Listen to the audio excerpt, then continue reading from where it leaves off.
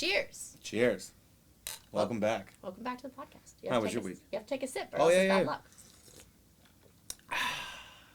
Good luck. Tastes like soda. Yeah. So how was your week? My week was okay.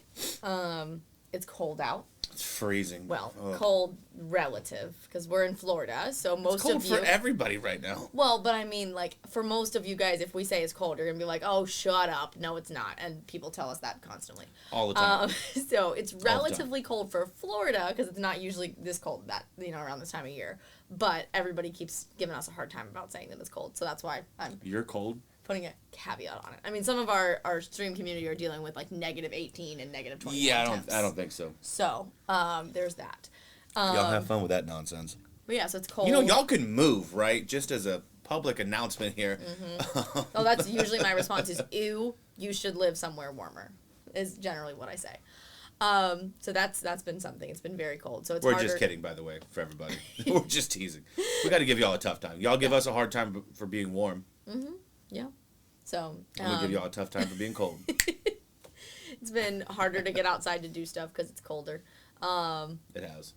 But yeah, getting back into videos. I put my first vlog up on socials. That was different. Give me some. That's what I'm talking about. I've been feeling weird imposter syndrome about doing stuff like that, so I'm proud of myself for actually doing it. Well, good. Yeah. Good. Well, not the imposter syndrome, but Right. actually doing it. Yeah. Yeah. Yeah. How was your week? It was okay. Yeah. Yeah, I've got nothing really to write home about. It was Yeah. pretty meh. Yeah. Yeah. Yeah. But you got back into streaming. I did get back into streaming. Mm-hmm. So, there's that. Shameless plug. Hashtag FeedFunk. What? What? If you listened to an earlier episode, there was a disclaimer about that. That's pretty important. Just saying. Anyway. So other than getting back into streaming, I mean, that's pretty much been my week is work and stream and nothing really crazy. Nothing really to write home about. Fair enough. My hair is bothering me. I should have definitely put it up before this episode, but that's okay. We're here. Looks great. I think it looks great. I need a haircut. Same. But, Same. yeah. So, last week we said we were going to talk this week about love languages. All right, so what is that? Like, give me an overview of what the love language thing is. So I'm no expert. Let me just, preface this by saying that. But love languages is a concept where there's 5 different components of how people give and receive love. Somebody created a test to help you figure out what your love language actually is. And typically you have more than one. You'll have a primary and a secondary and things like that. But it's basically a concept that's designed to help you understand what ways you receive love and affection from others that you feel the most love versus not, right? So you might feel more loved in receiving love a certain way as opposed to other people. And there's 5 of them. We'll talk about each one. But it's important because, I think for a long time everybody just thought, oh, well, you just love people and that's just it. But not everybody receives love the same way or needs to be loved in the same way. And so we have always, talked about it a lot in the years that we've been streaming because it's important, especially when you don't have the same primary love language style, because we don't. We don't. That you understand both your love language and how you best receive love and your partner's love language and how they best receive love and how they don't receive love best, right? So that you're not using that as your primary, because our default is to show other people love the way that we want. In our primary love language, exactly. Yeah. And that's problematic where you have 2 people who don't have the same primary love language. It doesn't mean you can't have a successful relationship. It just means you need to know what yours is, how to show it, how to receive it, and what theirs is, and, vice versa. So, yeah, absolutely. So there's a quiz you can take, and we'll link it in the episode notes here and in the description for the YouTube video, but we want to just give you guys the opportunity to do the quiz yourself so that you can see, and it may change in different periods of life as, you grow and change. I've taken it different times and had, hold on, I have to sneeze. Purple elephant. Green rhino. Bless you. Thank you. I've had it, I've taken the quiz a couple different times throughout our relationship and noticed that, like, the percentages of my primary love language will either increase or decrease for the 2 that are the most primary for me. Well, it depends on your, life factors, I feel like. True. And I think, just in different seasons of life, you just need different things, just depending on other factors that are impacting you and your relationship. So, so the love languages are physical touch, words of affirmation, acts of service, quality time, and gift giving. I like gifts. Just in case anyone was wondering, you can gift me anything. But that's not your primary love language, though. No, that's not even my secondary. Yeah. I just like getting gifts. Yeah. It makes me feel really awkward. Yeah. Because then I'm like, great, I didn't get you anything. Thanks. Yeah. So, when you take the quiz, you'll get percentages of which is the highest, or maybe you have some that are very close together, and then you get like a percentage for each one, so how it relates to the way that you receive love. So for me, my primary is acts of service. Sometimes it's words of affirmation in periods of my life and in periods of our relationship where I was struggling myself and needed to be reassured more often. And so there's that. But basically those are my primary two. Do you want to talk about what yours? I mean, mine's physical touch as far as my primary. I don't honestly remember what my secondary is. I think yours was quality time. I think it was. Quality time is probably true, yeah. Like, I like going out and doing stuff, especially with you. Mm-hmm. Like when we go on walks and... Mm-hmm. I think for you it's things away from screens a lot of the time. Or, like, if we're putting our phones down. Like, not just, like, sitting at the end of the night and watching TV, but, like, actually doing something together. Exactly. Yeah. Exactly, Yeah.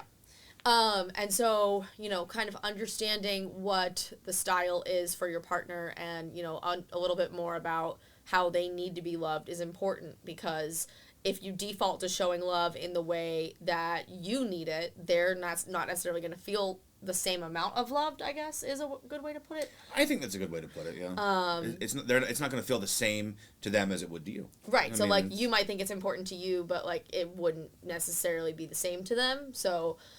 just trying to be cognizant of that as you carry out your daily activities and things like that. But I think it's also important that we touch on that this doesn't just have to be for romantic relationships. This can be good to know about your family, work friendships, relationships. 100%. Yeah. To understand how people receive, just not maybe leave physical touch out of work. Right. But acts of service. Be like, hey, let me help you with this. Words of affirmation, like, hey, you did a really good job on that project, or something like that, Or gift giving, like your boss, whenever, you were like, hey, can I get a pay raise? Like, no, how about a pizza party? You get the pizza party, and you're golden. That pays the bills. It pays the bills. No. Really? Because if someone was like, hey, I would love to get paid in pizza, they're going to be my best friend ever. Fair enough. But the whole I'm only teasing, I'm sorry. The whole concept can be applied to things outside of romantic relationships. So, the quiz has a lot of different questions, and it will ask you to kind of, in considering a situation, prioritize, which of these is the most important to you versus the least important, and things like that.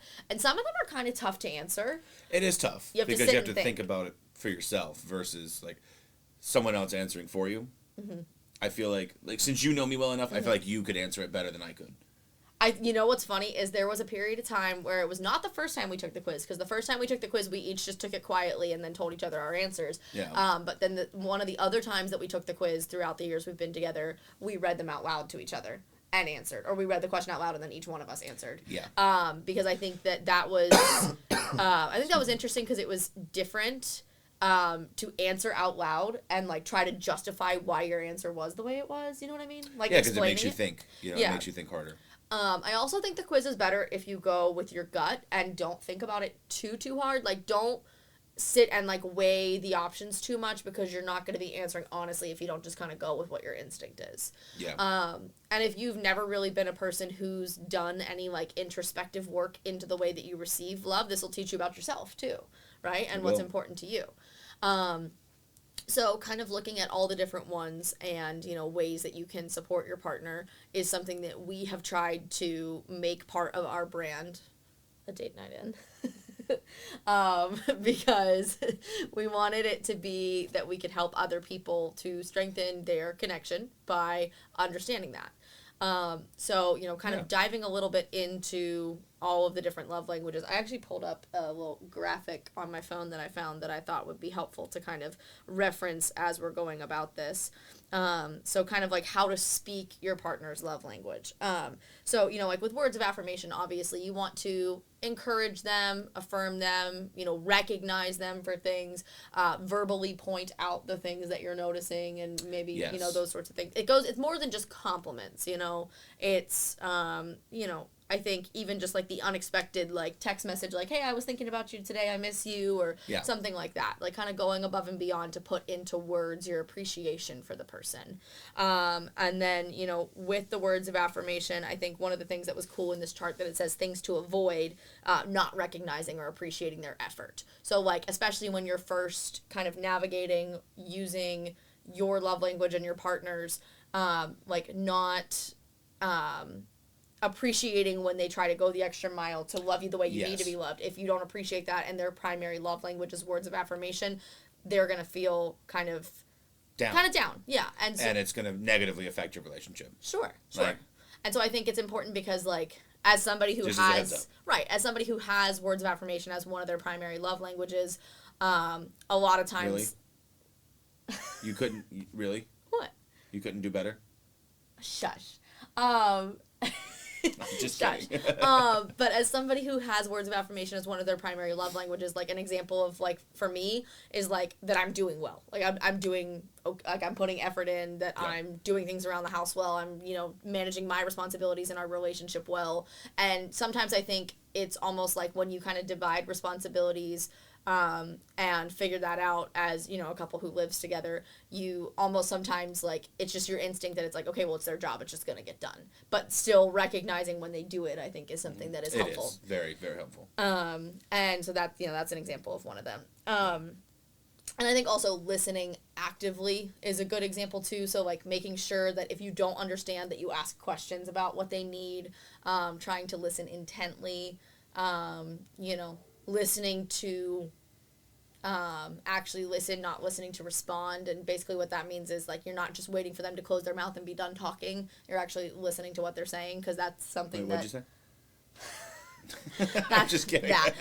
No, I'm kidding. But no, that's a good example of it. I think that it's you know, trying to listen to really receive it, not to just jump right in with your point. You're not just waiting for them to stop talking, right? Interesting that she says that, because she likes to interrupt me a lot. I'm not so great at she that. carries around pennies and she goes, hey, let me throw in some 2 cents here real quick. I'm from the north and I talk really fast, so a lot of times... I'm only teasing. So a lot of times I think he's done. So we ran into this at one point in our relationship where it became very clear that he didn't... Really did. That's a perfect example. He was laughing. I didn't think he was going to say anything, so I jumped in. So a perfect example is we've had to actually say out loud, like, okay, I thought you were done. I wasn't meaning to interrupt you. I just thought you were done talking, so I thought it was my turn to respond. But really, you weren't done talking yet because you had a pause in your sentence. So, to some insight into us, I'm from Pennsylvania, he's from Georgia, so we're from very different parts of the United States, and you wouldn't think it's that different. But it's very different. But if you can listen to the cadence of how I talk and how quickly I talk, I'm kind of like an auctioneer, and people in the South do things really slowly. Can I get a 1? 2, and do I hear 3? 3 going... Exactly. But, you know, like the way that people from the South talk to me is really, really slow. And it's just kind of like, okay, are you done yet? No, okay. All right. And so like, that's just, my brain just, I don't know, it just goes fast. I don't know. But it's just the way that it's always been. Like people in the North talk really fast. And I think you feel like you see that from like my family too. I would just like to say that I am really, really sorry that I don't talk nearly as fast as you would like me to talk. That's not what I said. But with that in mind, I would just also like to tell you that I'm just messing with you. So no, when we came to that conclusion that like he thought I was interrupting him and I thought he was done talking, and that's when I started talking, that helped us a lot to actually point that out loud.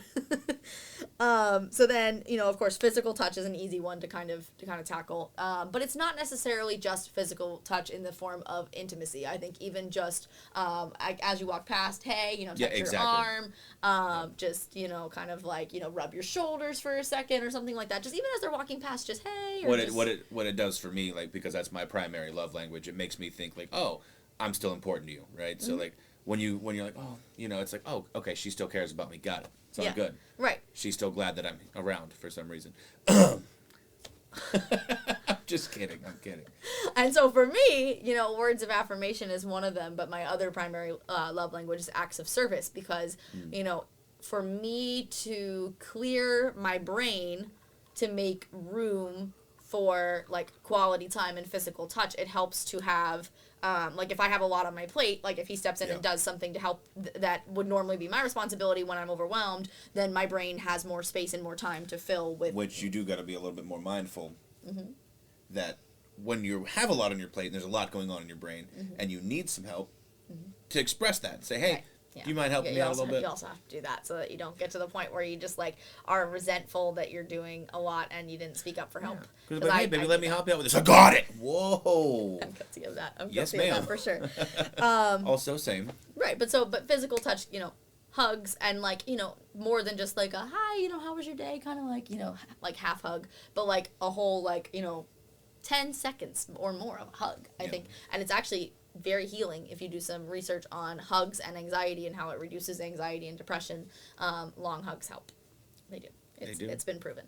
But just little things, like, oh, I'm going to reach across, like we have recliners, we're like old people now, and just reaching across to hold his hand. Because like before, when we didn't have our recliners, we would sit on the couch. And so like we were pretty much, because our couch was so small, always like right next to each other. So it could be just like, touching his leg while we're watching TV, or just like reaching out to hold his arm, or just like this, something like that. But those sorts of things help a lot. Or pull the old school like a...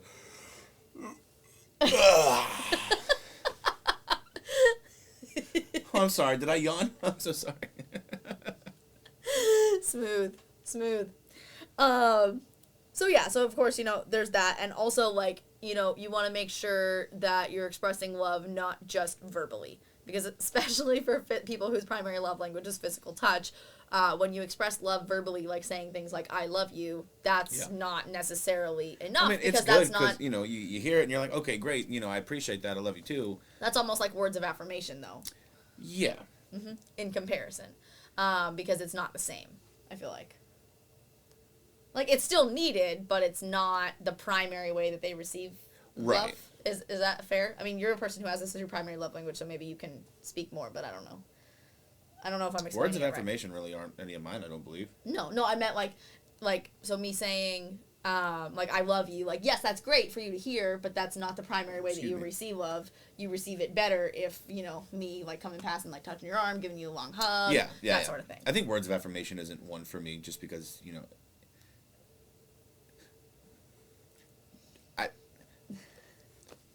I started saying, and I want to put my foot in my mouth. Okay. So we're just going to move on. Okay. Anyway, yes, I get that it's different. And when it's not your primary love language, it's almost like it's still fulfilling, right? It's like if I come home and you're like, hey, I missed you, that makes me feel good. But if you come home and if I come home, walk through the door and you hug me, then it's like, oh, okay, you really did miss me. Yeah. It just gives you that extra butterfly in the stomach, Like if I stop what I'm doing to go and give you a hug right when you get home, as opposed to just saying, hi, how was your day? That kind of thing. Exactly. Yeah. So that's like another little thing that helps to show love, as an example.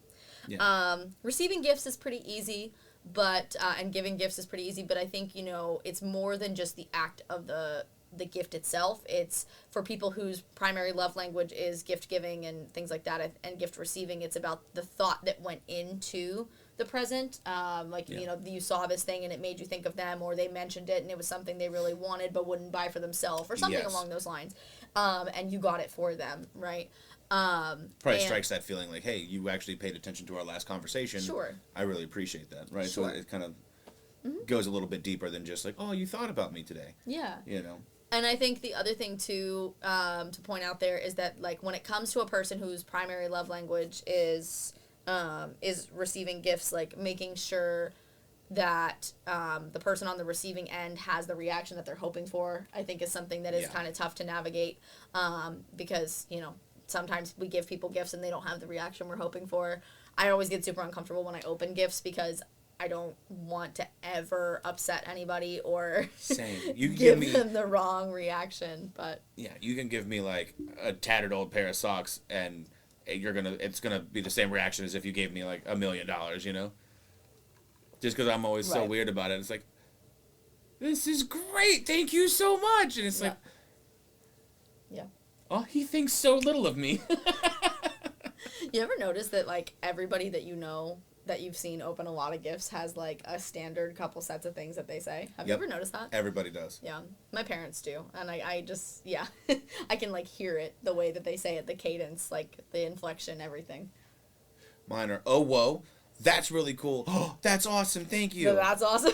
It's the before I was thinking of for you. Yeah. He goes, it's every time. No way.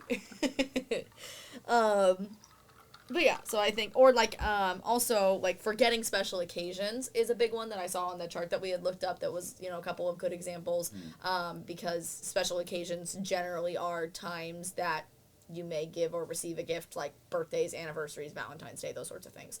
And I think it's sometimes tough because the gift giving and gift receiving part of love languages can sometimes be looked at as a negative thing and, like, materialistic. But I think you got to break it down to more than that. You know? You do have to break it down to more than that. And I get, you know, that it's a, you know, everyone thinks, oh, it's a Hallmark holiday, which, you know, I can get behind that. Mm-hmm. But also at the same time, it's a day that you can express your love for another, you know, your partner or your friends or whatever, and it's just an excuse to do so. Yeah. You know, it's like a friendly reminder, essentially. Yeah. Like, hey, you know, be nice to your coworkers and, you know, give your girl a gift. Right, and I don't think it has to be anything elaborate either. I think sometimes our society puts pressure on things being, like, big, elaborate gestures, when really it's just, like, if you come home from the gas station and bring me a single rose and you're like, hey, I saw this and I thought of you today, and I also grabbed you some Reese's cups, you know, and I just wanted to say I love you. Like, something like that. That it can be that simple, which, you know. I haven't done that in a while, I'm sorry. I think that's a hint. She's like, that's not what I'm saying. Just so you know, you could do this more often. That's not what I'm saying. It's not at all what I'm saying. But I think what I mean is that it doesn't need to be some big elaborate thing. It can be as simple as I saw a simple flower or somebody was selling them and I grabbed one. Or I grabbed you your favorite candy just to say, you know, I was thinking about you when I saw it on sale. Or something like that, you know. It can be something that costs, you know, just a couple dollars. Or you can make it yourself. Or you can make it yourself. It's just a thought. Sure. Absolutely. Leaving a handwritten note out every now and then, you know. Like, a lot of times when we weren't going to bed at the same time at night, I would leave, like, a note on the fridge about, like, hey, this is where dinner is, this is what it is, you know, sleep well, I love you, or something like that, you know. Or he would leave notes for me like, hey, you know, I went to bed after you, have a good day, or something like that. We actually, I don't remember where it is, that little thing that we used to have. You remember what I'm talking about? That little thing that you could fill out where you could, like, check and, like, write notes on. Oh, it had a fridge magnet on it. It did. Whatever happened to that? Did we use them all? Maybe. What I appreciate about you. Yeah, like, what I loved about you today or something like that is what it was on the top. It was, like, something extra, and, like, you would, like, it was just something we kept on the fridge so that we could, like, just every now and then just fill something out about each other and just, like, leave it for the other person. That would be a great example of something you could do for words of affirmation. You know, or even gift giving, I think, because they're, you know, gift giving doesn't have to be, like, a, you know, expensive item. It can be just the thought of something, I think. Yeah, no, for sure. Yeah. The next one being quality time. And, you know, I think that this looks different in every relationship, but I think, you know, the focus here is on spending time together, doing something together without distractions. Yeah, or even, you know, there could be, you know, distractions. I think really what you mean is turn off the TV, put the phones down, you know, go on a walk, right? Mm-hmm. Like, go walk around the mall or the strip mall or walk around the neighborhood, you know, take a bike ride. Yeah. Just, you know, being able to talk to the other and actually, you know, be stuck listening, you know. Yeah, and I think, you know, it doesn't... I say stuck listening. That sounded bad. I heard myself say it. And I didn't even react to it sounding bad. I didn't feel like it did, but I think it's a good thing to be, you know, quote unquote stuck. Yeah, I mean, you're in the moment. Right, exactly. You know? Versus being like, yeah, no, I'm glad your day was good. Yeah, no, exactly. Oh, yeah, who did? Oh, yeah, okay. Mm-hmm. Who's William? Your fake scrolling is hysterical, by the way. He's just stuck on the Google page of the thing I was looking at. So she's going to completely bypass the who's William question. just what? It was a joke. I know. That's why, because I've just learned to just write it off. So, you know, I think there's that. But I think it really... Now we got the giggles. It's about being present. And it doesn't necessarily have to be turning off the TV. You know, if you guys like to watch documentaries together and talk about it, or if you like to build a puzzle and puzzles, have a glass of wine, like a comfort show on in the background that you're not really paying attention to, that you've seen a million times. Like for us, that's, The Office, Parks and Rec, Friends, Big Bang Theory, something like that. But I think just really being present and in the moment. Because, like, even us, like, we'll take what we call TikTok sessions, and all the TikToks that we've sent to each other, we'll watch them together to watch each other's reactions. So our rule is we're not allowed to watch them without each other. Right. So, like, when we do watch them, we're binging, like, 20 or 30 or maybe sometimes more TikToks. Right. But then we get to spend time seeing each other's reactions and laughing, and, that's a form of quality time, too. We're doing the same thing together, and we're spending time in it together, being present in the moment, right? Exactly. And, that can look different for everybody. But, I think this one is really important this day and age because there are so many distractions. It really is. There's so many distractions. And especially being a person who works in the social media realm, it's hard for me to shut my brain off. And so it's tough. Hashtag shut it off. Because, it's so easy to be on an app like TikTok or Instagram or whatever, and there's a very fine line between consuming content as just a person consuming content and working for me, right? Like I can consume content and watch other people's stuff for joy, for entertainment, and then it can become, I could do something like that very, very quickly, and it then turns into an idea, and then an hour and a half later, she's yelling at me from the closet looking for some item that I didn't even know existed, that I probably couldn't pronounce the 27-syllable name. Like, what? Maybe we probably don't have that. Look on Amazon.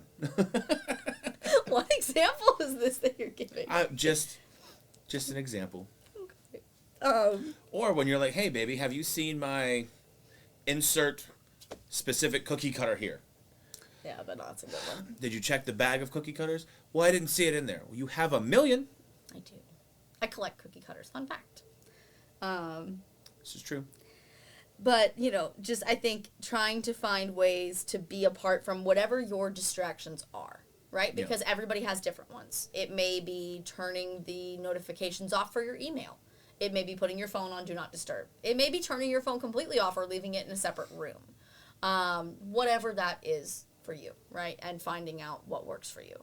And so, of course, problematic things for people who have quality time as their primary or even secondary love language would be not being present in the moment, being distracted, not engaging in the activity that you guys agreed to for quality time can be difficult because it feels like it's not important to them, right? I think that's a good way to phrase it. I think that's a good way to phrase it, too. Yeah. Okay. It's really interesting going over, the different ones. Like, I'm sitting here going, shit, I probably could be doing better myself. I think it's easy when we take an introspective look and talk about it to think about what we could do better and but you also have to flip it around and say, what do you do well, right? I think you need to give yourself some more affirmation there. I think you do a really good job of showing quality time as being a priority for you, even though it's not my primary love language. I think you do a lot to help make sure that I have space in my brain for quality time. And I think that you do a really good job. No. Selfish on my part. It's not. Because it's my love language is, if I need help with different acts of service, then I have space to show you love in the way. Right. So all in all, me helping you out with stuff means that I'm being selfish. But you're showing me love in the way that I need to be loved. I was only teasing. I'm so sorry. I think this got out of hand. Maybe. But yeah, and then I think kind of like transitioning from there into acts of service, of course, it can be whatever that they need, assistance with. Even just speaking up and saying, hey, is there anything that I can help you with? Taking the initiative to ask, because a lot of times for people whose primary love language is acts of service, we don't speak up when we need help and we just do it. No. He's making a We face. don't. I know.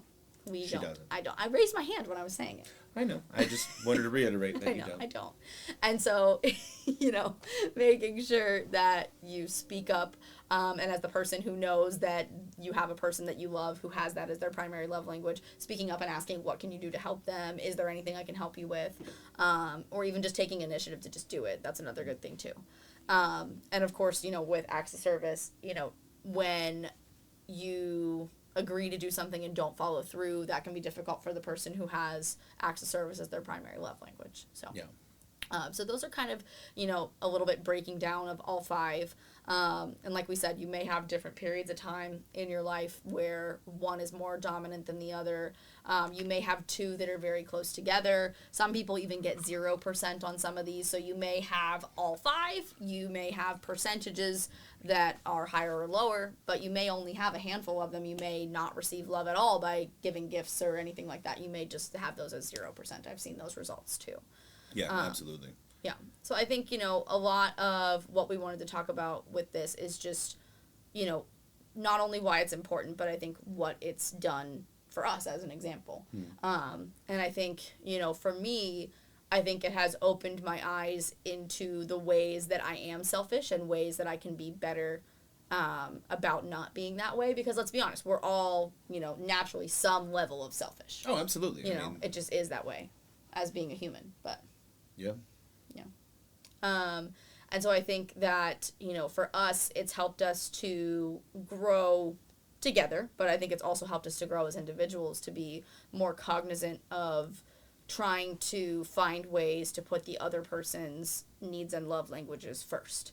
And we don't always succeed at that. We're not saying we're perfect by any stretch of the imagination, But it does help, A lot of people ask, like, oh, well, why are you guys, so happy? And, like, I grant we haven't been together for all that long in the grand scheme of things, but, we don't not get along. Like, we always have, the best time. Everyone's like, oh, y'all are just too cute. Like, Like, people are always just like, ugh, they love each other so much. Like, literally, they're just like, yeah, you guys like each other so much. Why do you like each other so much? Yeah, and, I mean, honestly, this is why. Yeah, this is why. Because we took the time to figure out our own lovely, words are hard. We took the time to figure out our own love languages to express what in those categories is most important and what is the best thing for the other person to do to show that, and then also to understand each other's and to try to make them a priority as best as we can. We all carry lots of stuff. We all have busy lives. That's just the way that the world is. It's fast-paced. It's chaotic. It's just the way that I feel that it is. I don't know if other people do. But I think, in this fast-paced, hectic world, it forces us to slow down. It forces us to think more carefully, to act more intentionally. I think that that's a big part of it. But, I think the other thing, what you said kind of sparked something in my brain. No, it's a good thing. I was having this discussion in a stream I was watching this past week where it's kind of become this, like, almost like a meme or like just like a culturally accepted thing that people are like, oh yeah, I hate my wife, or oh yeah, I hate my husband sucks, or whatever. Just like the fact that has become part of our culture and people just accept that. Yeah. I mean, you got to think, what's the statistic? It's like more than 50% of people get divorced. No, absolutely. And, I think that this is something that can be done to help prevent that, because really what knowing your love language and your partner's love language is the basis of it is communication. Right? Exactly. And it does help you communicate because, there'll be times when I'm like, hey, I need you to be a little bit more attentive to me. Hello, I'm here. Mm-hmm. I try to vocalize it, and you do the same, and it does. It makes us go, oh shoot, you're absolutely right. I'm so sorry. Right. Like let's we're veering off the road. Let's correct it real quick before before it gets too far. The train is falling off the tracks. Let's get back on course. Yeah. But I think naturally in how busy and fast paced our lives have been, especially in the past couple of years, it's easy to get off that track because there's just so much to do. There really is. We've both had multiple jobs and there's so much to do around the house, and we live in this society these days where it's not like it was when our parents were growing up. It's not the case that the economy allows for one person to manage the household and one person to work. It just doesn't work that way. And I think that that's been a big shift for our generation too, is kind of navigating the fact that you both have stuff to do around the house, you both work, or in a lot of relationships you do, and there's a lot to do. Because to keep up with the cost of living, you have to. You're getting home from work going, all right, now I got to cook dinner, I got to clean, I got to do laundry, I got to do this, I got to do that, I got to take out the trash, I got to vacuum. Right. And it just, the laundry list piles up, and before you know it, it's, 10:30, and you're like, I got to be up in just a few hours to go back to work, you know? Right. And then, like, you know, trying to fit the time in on the weekends when you're really just trying to recover from the work week and things like that. And some of us don't get weekends off. Right. Some of us have very chaotic schedules. We don't have standard weekends. You know, the lifestyle that we live is not a Monday through Friday 9 to 5 with Saturday and Sunday off. It just isn't. And it hasn't been for over almost 4 years now. You know, even when I had a 9 to 5 schedule, you didn't. And so that's another thing, is trying to, it doesn't sound great, but almost having to schedule in, you know, your time together, because sometimes you have to when you have busy schedules, and you add kids, pets, etc. into that, you know, that's a whole nother. It gets real chaotic real quick. Absolutely.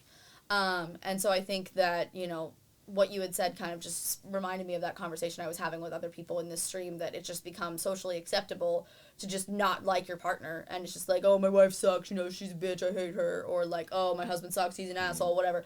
You know, I think that we can do very small things and make very small changes intentionally to prevent that from being something that is the norm. Like, I see so many people, you know, even just this past year around Christmas time, it became this big trend about people posting that, oh my gosh, my husband has never given me a Christmas present in my stocking for the 20 years we've been together. Or so many wives being like, my husband just forgets to put stuff in my stocking, or never does anything on Valentine's Day, forgets our anniversary every year. Which I'm sure a little bit of it's clickbait, but also at the same time, it shouldn't be a thing at all. And the fact that I'm sure that, you know, some of those stories are real, then that's troublesome, and that could all be avoided, you know, if you were to just be like, hey, Christmas is coming up. Yeah. Stockings are over there.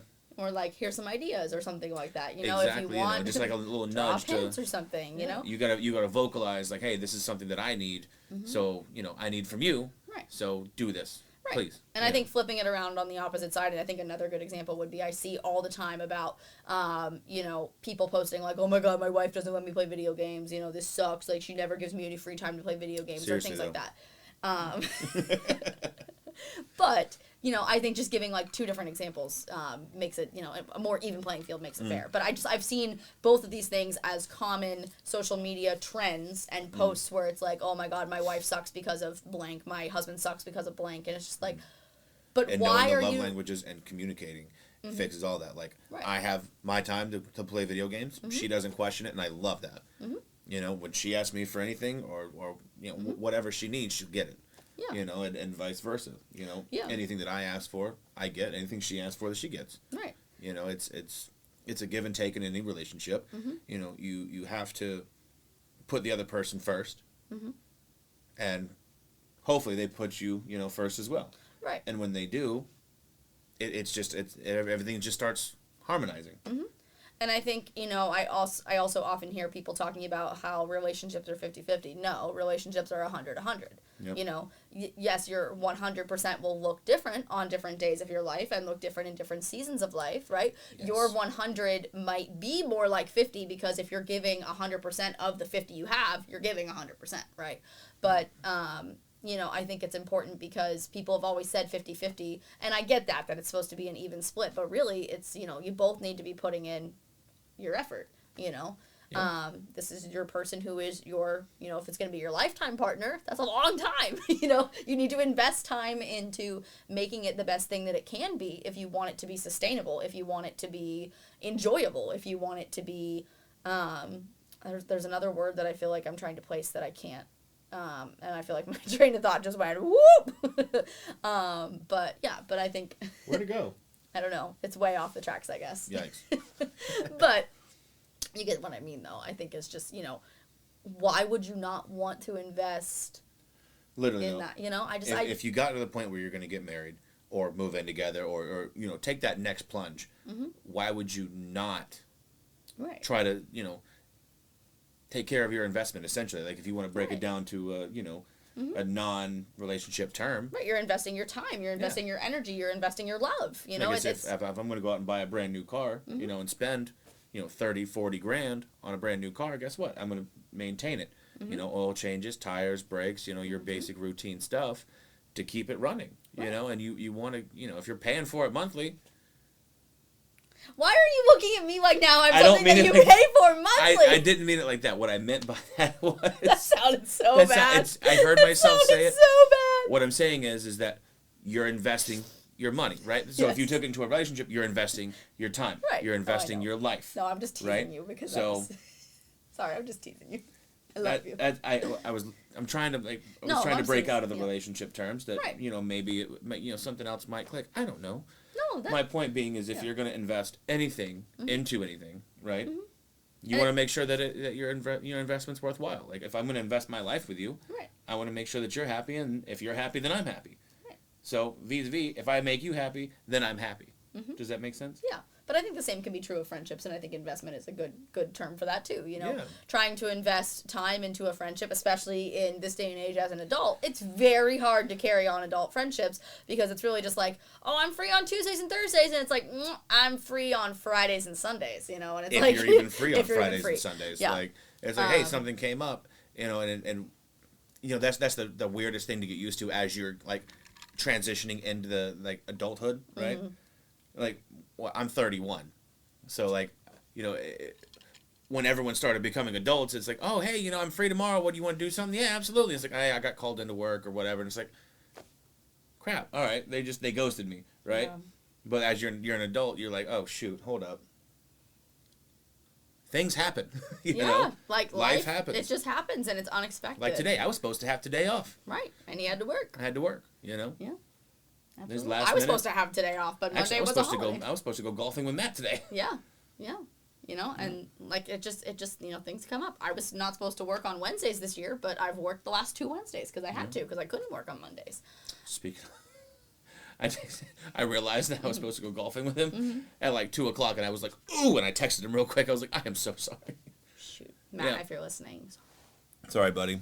But it's just like life happens, and you're just like, oh crap. So for me, like being a last minute thing, I was still in the moment, and then I realized today I was like, oh no, shoot, I forgot to even say anything. Right. And that's the part of adult friendships. Adult friendships.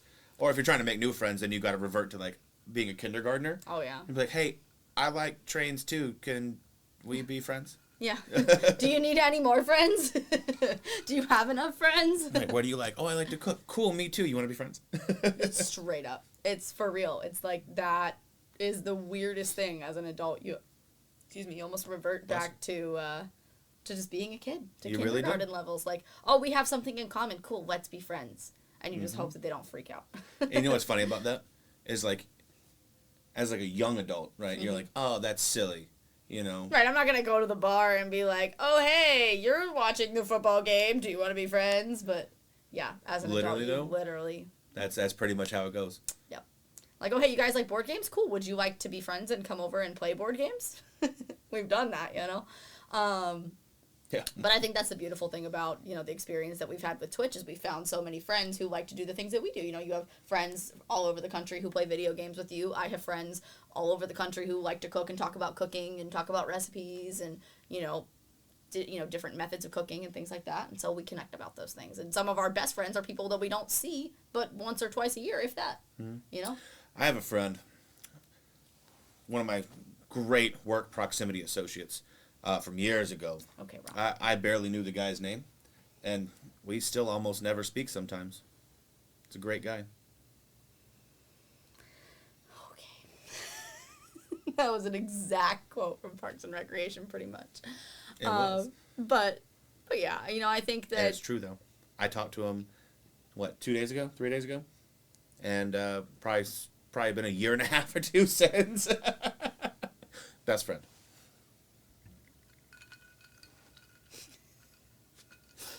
But I think that really... Sorry. No, you're fine. I was waiting to see if you were done. No, I'm done. I was just thinking that, like, we got really off topic somehow, but also stayed on topic all at the same time. Yeah.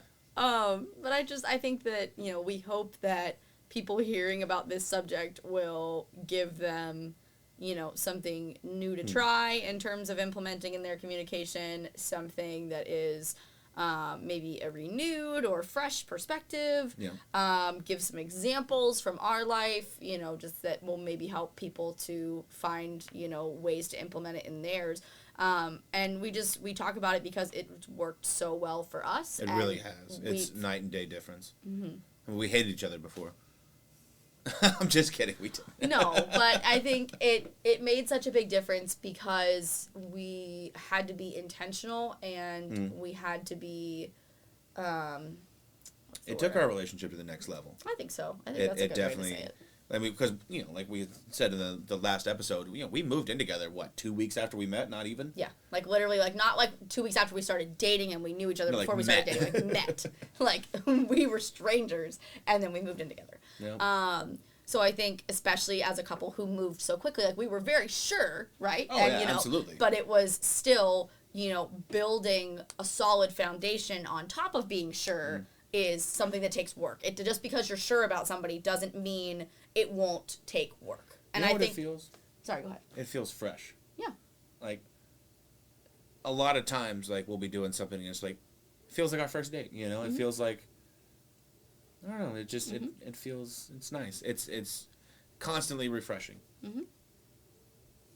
I'm sorry, I didn't mean to cut you off there. No. That was cute. Sorry. That was cute. It wasn't cute. It was cute. Whatever, you don't want to act like it was cute, that's fine. But I think, I hope that it will give people hope. I don't think we need to continue to have this society of people who just, choose to be miserable and don't like their partner and don't want to put in the work. And maybe you're not right for each other if that's the way that you feel. You shouldn't feel that way all the time. No, you shouldn't. There are bad days, but your life should not consist of constantly sitting there feeling that way about I'll give you a bad week, but I feel like... Even a bad season, but, if you always feel that way. A bad season, you're going through something external, which is something we're also going to talk about a lot in the next couple of episodes, the pressures that couples face in this world. Oh, financial, emotional... mental health is a big one. Your own mental health and how you can be you in your relationship and how to support a partner who struggles.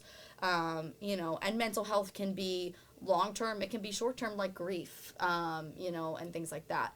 So I think, there's so many external pressures that put force and strain, I think is a good word for it, on relationships because, a lot of times when you're in a position like that where one of you is struggling with a mental health challenge or when, maybe someone has lost a job or finances get tough or whatever the case may be, someone is sick, whatever. There's so much that puts strain on your relationship because there's nothing you guys can really do to change it right in that moment, and you just want things to be okay. And we've lived through a lot of that from outside forces, and so we want to talk a lot about our experience and how it, ways that you can learn from it, ways you can communicate through it. I think looking back retrospectively, I think we have more insight.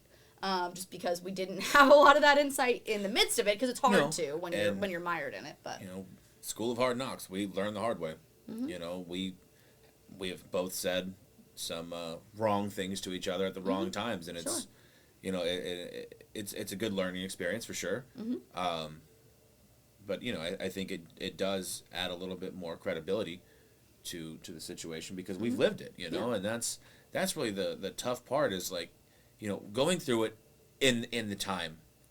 It's really tough to get out of that mindset and think of it, think of just anything, retrospectively or maybe think about the future or just have the presence of mind to just take a step back, breathe, and just acknowledging surroundings, right? Mm-hmm. I think sometimes it's the case that when you're in it, it feels like it'll never end. Yeah. And when you can't see a way out, it's almost like you just want to give in to the pressure of it and just not do the things you need to do to take care of yourself to work through it. Yeah. And I think we have lived through that a lot, where there have been times where we're both so stressed about something that, we can't really change. We're having a hard time working through because of these outside pressures that are happening.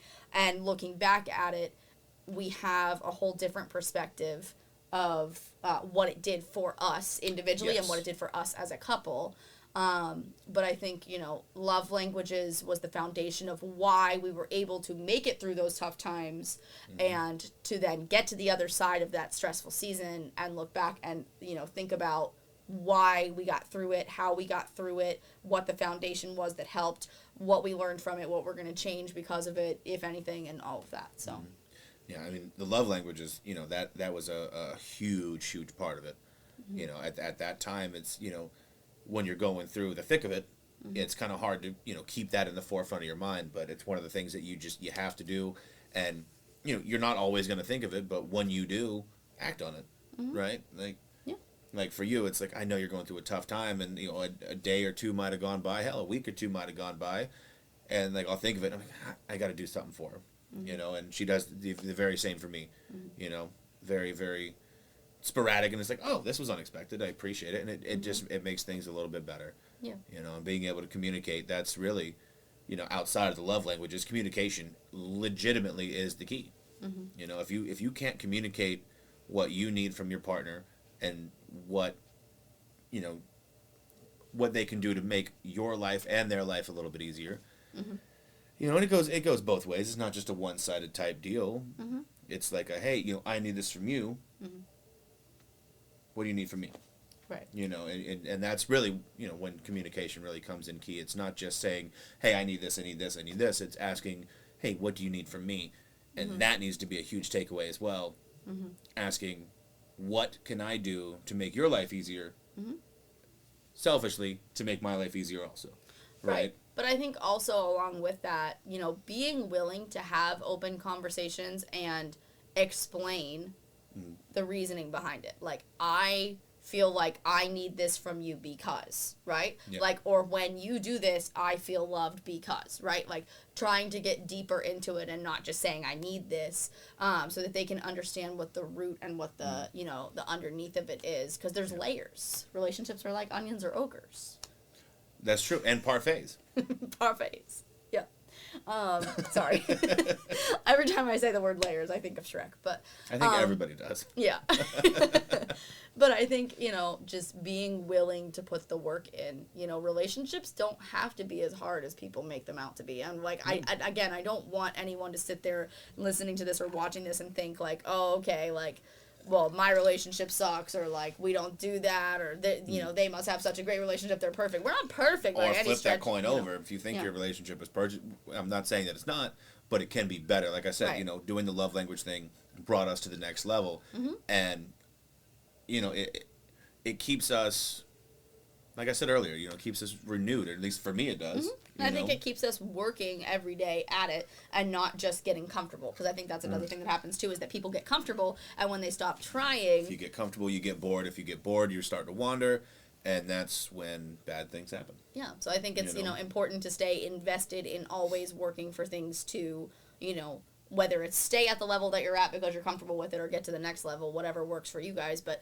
do at least maintain where you're at, right? You know, I think. But yeah, I mean, you know, I'm not saying to go out and, like, you know, do it for the wrong reasons. I don't know if that makes sense. Maybe I need to rephrase that.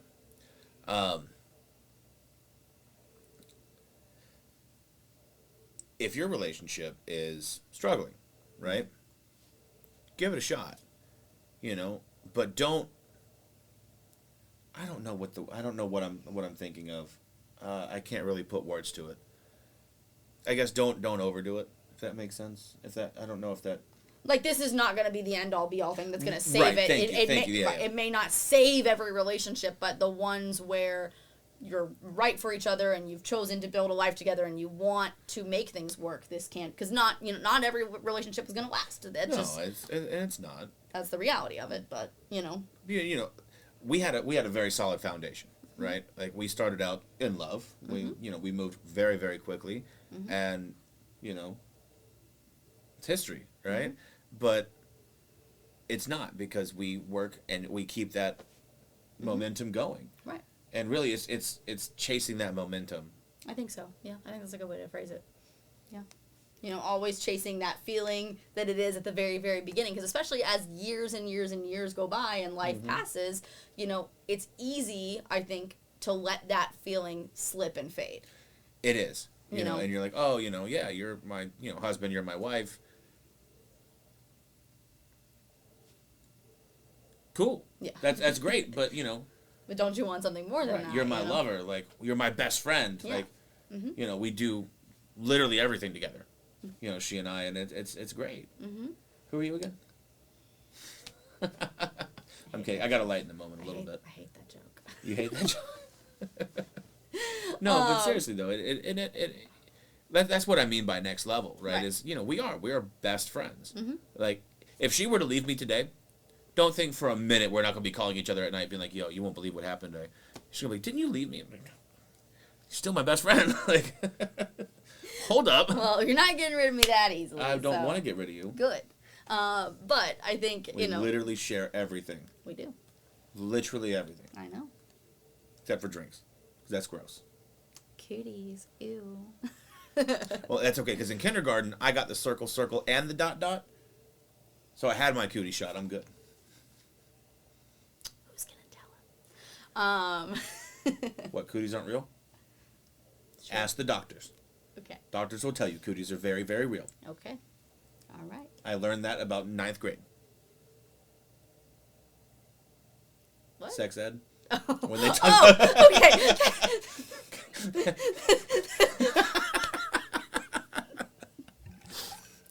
You didn't know where I was going with that, did you? Nope. Nope. I don't think that came across the way that you thought it did. What did you think? Hold I'll on. tell you later. No. Tell me now. We all want to know. All of us want to know. I'll let you take from that what you will. Oh my gosh. I'm not letting this go. What did you think I meant? You made that come across as if you picked up something like cooties in 9th grade. It doesn't come in a box with like a handle. Like, oh, let me just pick Okay, it up I real was quick. trying to make a very vague statement. You're like, I learned about cooties in about 9th grade. It's like, how? What do you mean you learned about cooties in 9th grade? Sorry. That was do you see what I'm saying now? No. Okay, and I'll tell you later. But... Did you mean contract something? kind of, that's how it kind of came across. Is that how it came out? Yikes. Yes. Oh my god, now that Yes. that's not where I was going with that at all. I'm so sorry. I know, which is why I was like, you what? Oh my god. You chose such poor words for that. So I'm was crying. that the 6th love language? Oh my gosh, Give I'm her a crying. lasting impression. I'm laughing so hard, I'm crying. I can't believe you didn't. Oh, dear Lord. Okay. Oh, joke's on you. Oh. No, I'm just kidding. I'm kidding. Oh, Lord. Okay, well. I honestly didn't think about it like that until you said it just now. We have a lot of Twitch clips like that. We really do though. Oh, my That's goodness. one thing, we are not on the same wavelength about a lot of things. No, we're not. There was a time we were filming it's actually one of our featured clips on Twitch. There was a time we were filming. Are you crying? Yes, I told you I'm laughing so hard that I'm crying. We were filming a video making calzones, and we cut the calzone down the middle, and he's filming, and he looks at me, he goes, "You gonna spread it or what?" And I was like, "Excuse me?" And he goes, "Oh shit!" And then he backtracked. The calzone. You literally damn it. just watched me go, "What?" She literally, she cuts it and she just stands back and looks at it. Yeah. And I'm sitting here with the phone going, "Are you gonna spread it or what?" And I'm just like, "Hello?" Oh no. But yeah. I forgot about that one. That was a good one. That's a good one. That is a good one. But yeah, so I think that's really all I wanted to cover in this episode. Was there anything else you wanted to say about the subject?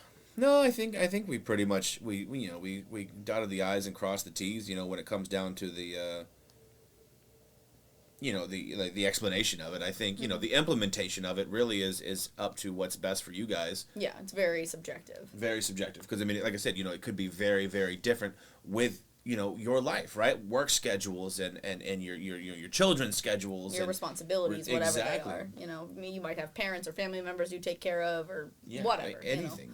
So really, I guess I would like to finish off by saying that with that being said, and with everything that life throws at you, even if it's only 10 minutes every now and again, 10 minutes every other day, definitely make time for the other person.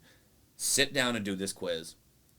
And then, take that 10 minutes of time that you can allocate and implement it. Mm-hmm. Whether it's like if I do the dishes for Kyle, mm-hmm. It doesn't, no sweat off my back.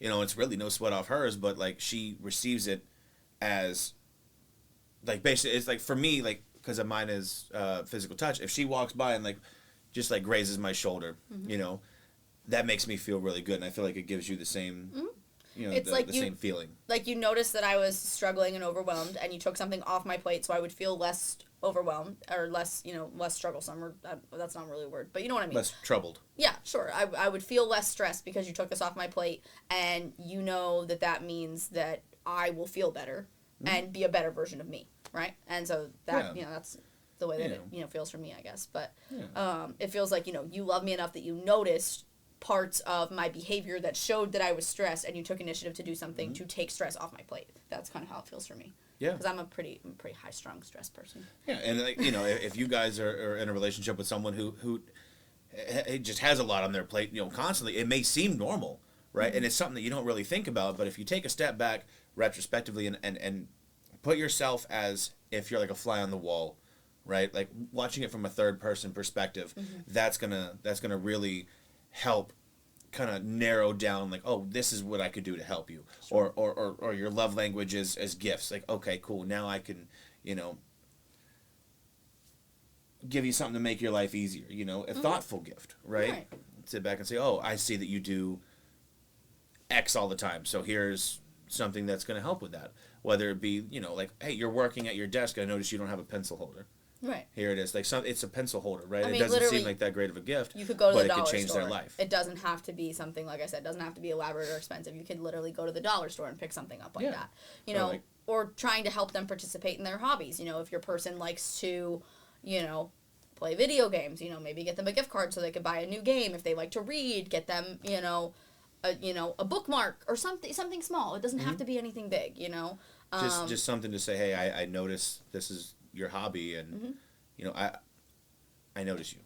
I think we could almost kind of sum it up, and maybe you can tell me if you feel like this is you know, on par with what you feel like it means. I feel like, you know, being willing to participate in this activity and implement it in your relationship and try to strengthen your communication is kind of saying, you know, I see you, I notice you, I care about you. Yeah. And so those are the things. You know? I mean, just doing it. It's like, hey, you know, whether you have the best relationship in the world or the worst, you know, it's like, hey, I want to strengthen what we have, no matter what. Like, no matter how good it is, right? Like, it you know, I'm not saying that it could always be better, but this will help, and it could improve areas that may or may not need improving. But it could definitely change things for sure. Like, and it's not going to hurt. Right, exactly. It can't hurt. So, like, we've had people where they're like, I'm not taking some stupid quiz, you know, blah. Okay, you know, to me, I hear you, I get that, but to me that seems like you either aren't willing to do the work or the work is not important to you. And that's just what I hear, but that and other people may hear it differently, but it's like, you know. In all fairness, it's exactly what it is. If it's not important to you, then, you know, that's a whole different conversation that needs to, you know, take place between you and your partner. Right. But, you know, if your relationship is important to you, you know, it takes, what, 30 seconds to do the test? No, it takes a little bit longer than that. It might take you like 10 minutes, but... No, it took me like 2-3 minutes. The one that you sent me anyway, I don't know which... Remember when I know there's different ones. We did the longer one the last time that was... it took us about 10 minutes, I think. All right. Well, I mean, 10 minutes is nothing. Like, you know, in comparison to a lifetime with your partner. Right, yeah. And we're talking less than a TV episode, you know? Like, take one TV episode out of your time, you know? For just the cost of a TV show a day. No, but I mean, you only have to take the quiz once to start, and then you can kind of reassess when you want to take it again in different seasons of life. You know, I think we took it pretty early on and then took it again maybe 2 years after that or something like that. We took it before we moved here or right as we moved here? We took it right around when we were moving here, and we had been together at that point about 4 months. 4 months, 5 months? Let's see, so June. Yeah, about 5 months. And then we took it a couple years after that, and then took it again when we started streaming, and I think we've taken it a total of 4 times. Or so. Yeah. You know, like she had said earlier, different seasons of life are definitely going to play a factor into, you know, percentages and hell, it may even change your primary. Right. and I think it's also, important for us to say that we also took it multiple times because when we got together, we were in our early 20s. So, we've been together through a lot of the formative years of our young adult lives. Yeah. We figuring got it out. Yeah, we were together, let's see, I was 23, and you had just turned 24 when we started dating. So, and now we're 30 and 31. So, so, it's a lot of years of, figuring your life out and what's important to you. So, it really is. So, yeah. You know how I know I'm getting old? Or let me rephrase that. You know how I know I got old? How? So, do you remember when you were a kid, the Trick Zero used to have, like, the little berries or, like, the little banana, right? Like, the fruit was fruit-shaped. Now it's all circles. And I'm starting to wonder if I'm not a kid anymore and I can't see those because tricks are only primarily for children. No. That's what they say in the commercials. Tricks are for kids, right? Right. Right. But they're talking to the rabbit. They're not talking to adults. Right, but maybe the rabbit sees him as the pebbles that I see him today. I mean, I guess that's an interesting theory. Comment your thoughts down below, guys. Let us know. Yeah. I think it's just a Mandela effect and they changed it, but... I don't think they changed it. I think we just got old. It's like, do y'all remember the old mosquito ringtone that came out in, like, 2006? Right? So it was this ringtone that you could put on your phone, so, like, when you got a text message, you'd hear the... It's like a really loud, like... I don't know, like a eek, but like really, really high pitched, so like you could barely hear it. Like, like the dog whistle things. Yeah. Like how like humans can't really hear it, but the dogs can. It was like that. Once you turn like around your 30s, like you don't hear it. I've never heard of this before. You never heard of this? No. This was a huge thing back then because like you weren't allowed cell phones in school, right? So like you would have the mosquito tone, and someone would be like, "Oh, text message," and the teacher would be like, "Who's got their phones out?" And everyone's really? like, "Oh, yeah." You never heard about that? No, I don't remember this at all. Maybe we didn't have it. Maybe it's a Southern thing. Anyway, I was looking. I stumbled across it the other day, and I was like, I wonder if I can still hear it. No. I can't. I can't see tricks. I can't hear the mosquito tone. I'm officially old. Yeah. Also, apparently Call of Duty is doing age-based matchmaking now. Oh. Yeah, and I'm in the senior category. Oh, no. As he finishes his drink. Let that sink in. It hurts my soul a little bit, I'm not going to lie. Well, I mean, if you think about it, they talk about people being over 30 as being, like, the older group of streamers, And it's funny, because we have streamer friends who are, multiple decades older than that. But apparently 30 is old. Yeah. I don't know. All right, boomer. What? No, I'm serious. I see that on Twitter all the time. I'm still young and hip. On God, no cap. Okay. My shit be bussin'. All right, bet. Word. Bet. Yeah, I said that the other day, too, and someone was like, how old are you? Say word. I was like, wow, I really am old. Oh, no. Dear Lord. Sorry, I don't know how we spun off on that, but... It's funny. I love it. There it is. That's how we're going to end it. We're going to end on a joke. Now we're done. No, I'm just kidding. But I think, let us know in the comments, what your primary love language is. Let us know, if the quiz helped you. Because we're going to post, like I said earlier, we're going to post the link to the quiz. Yeah. If you feel comfortable sharing your love language. It's in the description. Yeah. And just let us know, if you took the quiz, what your love language was. And, Even if you're on Spotify. Yep. Absolutely. Description. Absolutely. Go there or see dotted tricks like me. I don't know. You feel tough now? No, I don't. Okay. I really don't. Yeah. But I think next week we'll start kind of tackling some of those outside stressors that put strain on relationships. I think finances is a great place for us to start because we've had... Oh, well, I mean, finances, they affect everybody, right? Loss of a loved one affects everybody. Stuff like that. I think those are, like, really the main two. And then there's plenty of others, job loss, things like that. Sure. There's a lot to go on. Yeah. But I think we'll start there next week. So if you guys have not already subscribed on YouTube or subscribed on Spotify. Smash that subscribe button, bro. Yeah. Do it, seriously. There's a lot more to come of these podcasts, and, who knows where the next conversation is going to lead us, because you really never know. A lot of places we didn't plan for it to, but it was valuable information. Mm-hmm. So, yeah. Thank you guys so much for listening. Heck yeah. Cheers. Cheers.